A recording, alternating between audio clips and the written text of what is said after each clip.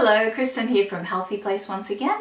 In this video, I want to speak about the difference between normal stress and anxiety. When I'm talking about anxiety, I'm talking about an anxiety disorder, because I know that often we use the word anxiety when we're talking about stress. And I want people to know that there's a real difference, so that if you know somebody who's going through anxiety, they're not just stressed and they may need that extra bit of help.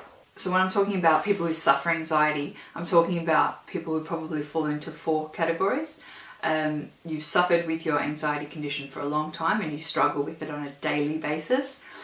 You're okay most of the time, but you suffer anxiety some of the time. And then you were perfectly fine, but something happened to you that made you an anxious mess, which is what happened to me a while ago. And you are okay, but you have panic attacks. So you don't really suffer with anxiety on a day-to-day basis, but you break out in panic attacks frequently or infrequently. I think the main difference that I want to talk about here between stress and anxiety is that we all go through stress, yeah? And you're able to feel stressed about your daily problems and then sort of calm down and move on from them.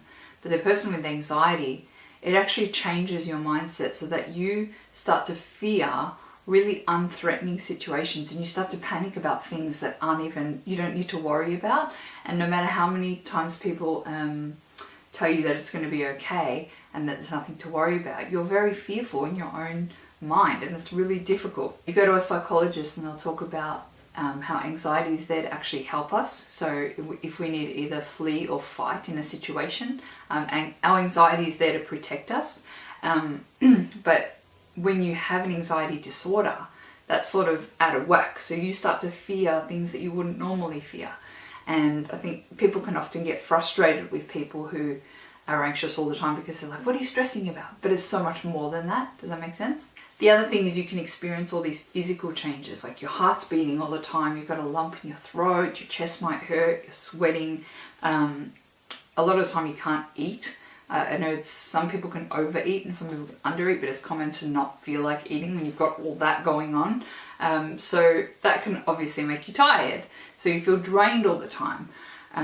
So be patient with the person that doesn't want to hang out or they're tired all the time if they're experiencing this, because it's hard to go through. Another thing is people can often feel down about themselves, feel low self-esteem because they can't complete everyday tasks like other people can. So when you're really anxious, it's really hard to do basic things, and they'll feel bad about themselves because so-and-so can do it and I can't. But if you're going through it, you need to give yourself credit for those things that you do, because it's so difficult to do them when you're anxious. Don't beat yourself up, and you're not alone, although you may feel alone. There's a lot of people who go through this, and you've just got to seek help. That's what I would encourage and recommend. Surround yourself with supportive people and get some professional help too. Although I was really anti-doctors and medication at one point, I would recommend seeing a doctor, talk about your condition, and maybe see a psychologist, with just somebody to talk to.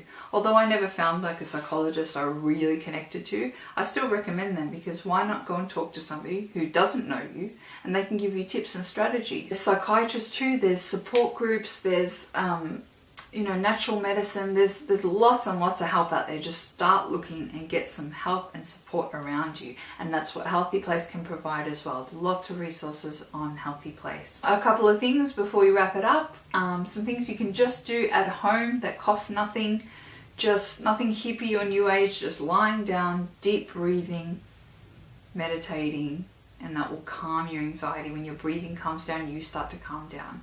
And exercise, although exercise for me has always been a chore.